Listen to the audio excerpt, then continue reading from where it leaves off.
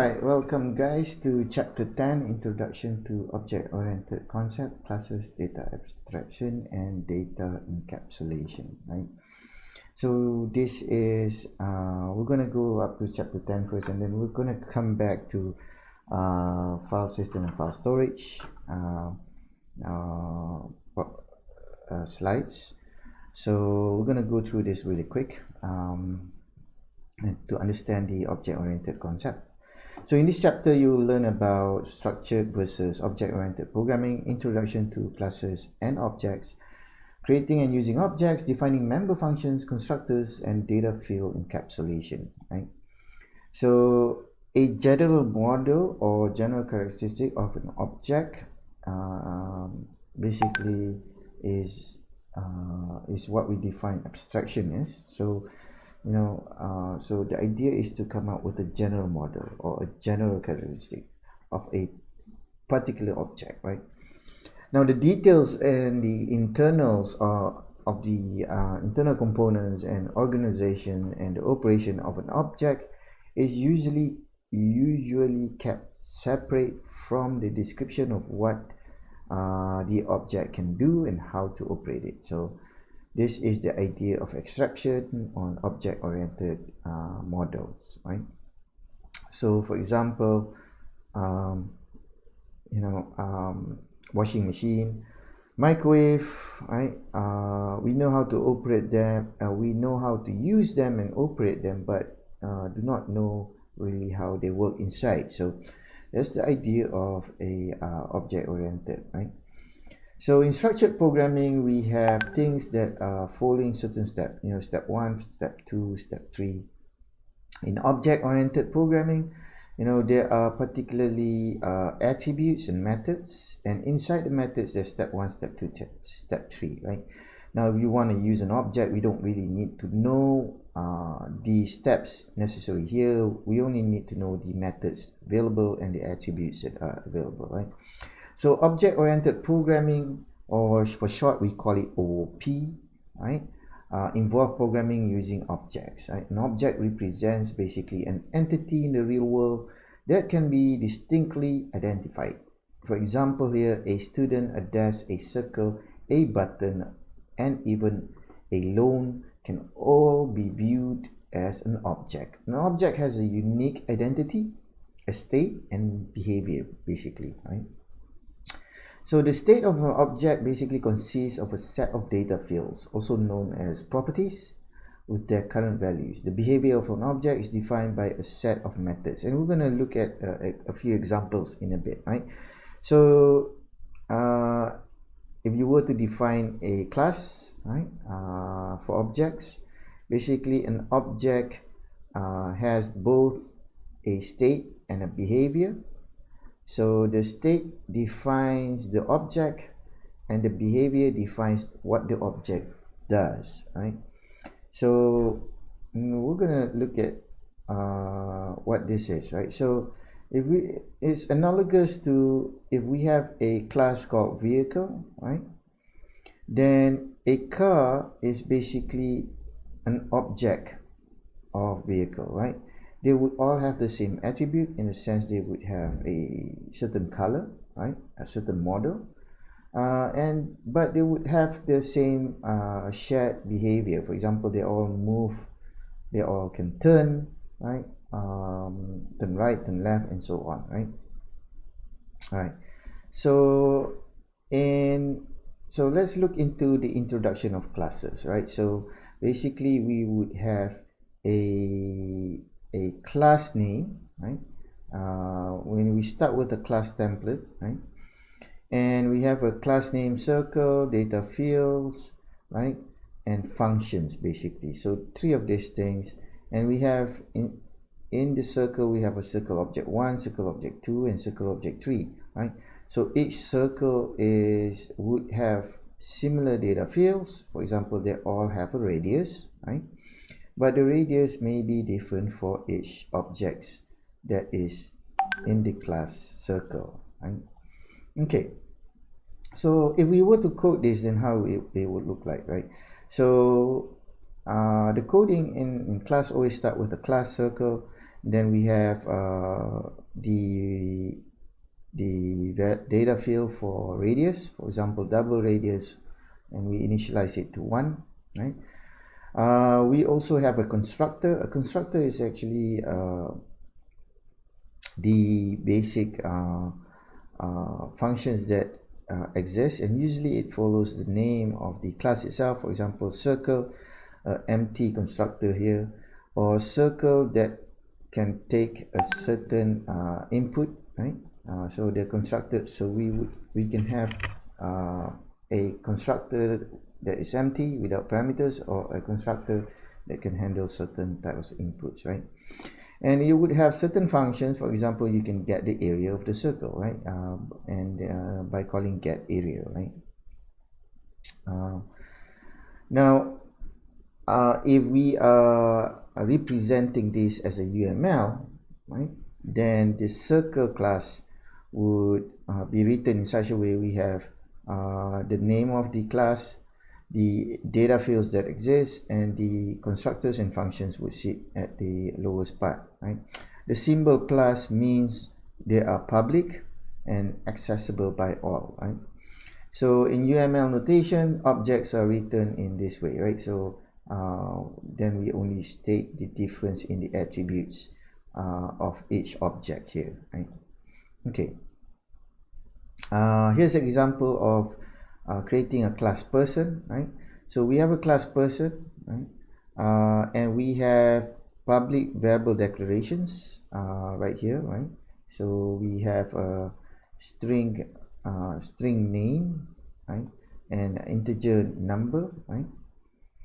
And we have a main class, so we have a public global variable, right? Or something that's alive in the class, right? And inside here, let's see, class. Okay, so that's it, right? So we have a class and a class there, that's it. And we have the main functions, right?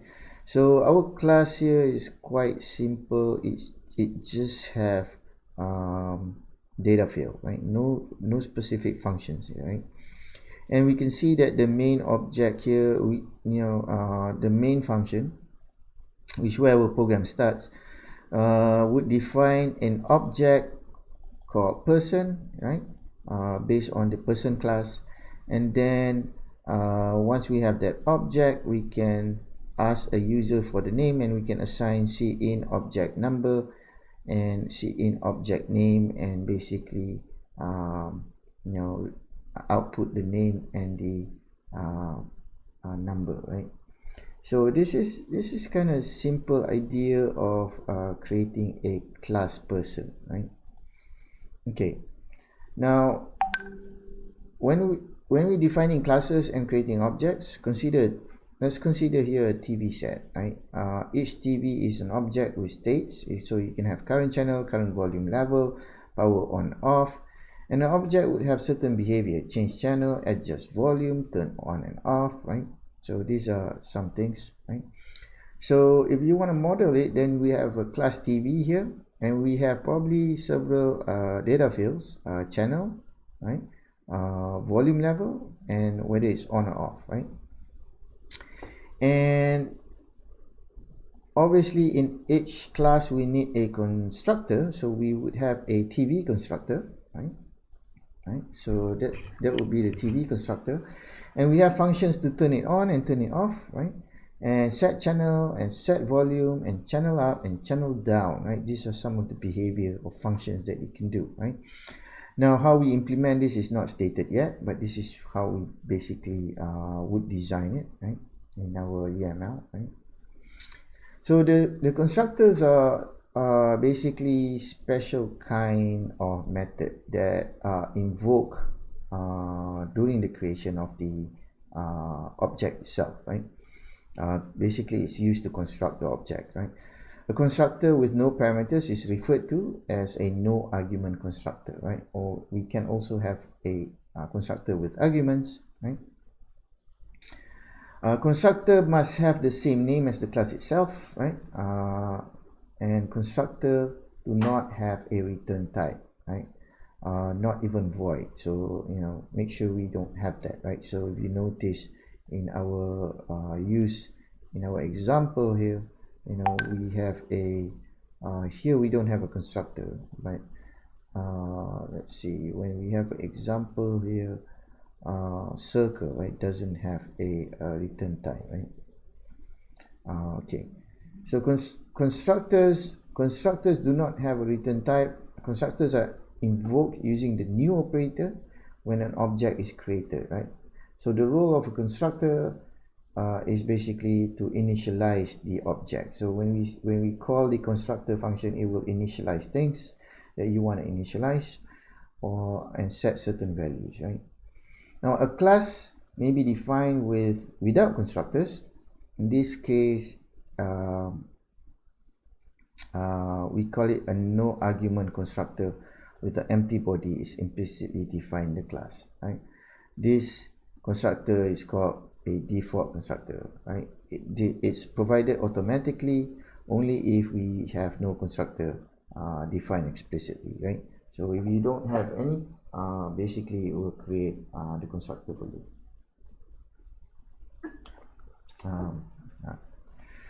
So declaring object reference variable, right? So when we want to create an object, basically we create an instance of the class. So what we're going to have is we have the class type, right, and then the object name, right? So this is basically how we want to do it, right? We can also have an array of circles, right, where we have a class type, the array name, and you can also have an array, but that's come later. But okay, so we can also have a circle calling the constructor value of 25, right? Okay, so usually we have a circle1 equals to new circle. This creates a new object, right? And basically here's an example of the TV example earlier. So we have class TV, we have some public variables here, the constructor here, right? Some functions being implemented. So if we say turn on, then we set the variable on inside here, right? The boolean on to true, right?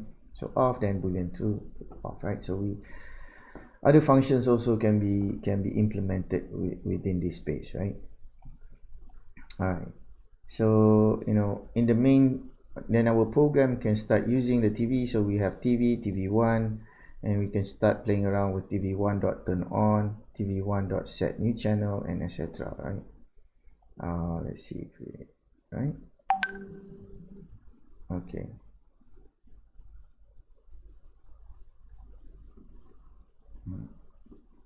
Right. So if you can see here as well, the TV is designed in such a way that when you call the constructor, right, it will set the channel to 101, that's the default channel, the volume to 5, and the TV by default is turned off, right? All right. So data field encapsulation. For data field encapsulation, we make the data fields in a class private and provide access to them via public methods, right? So in the previous examples here, we have data fields as a public variable here, but in essence, you have to protect the data from any other functions, classes, or objects calling it from outside. Therefore, we have to put it in private class, right? And only call it through public methods, right?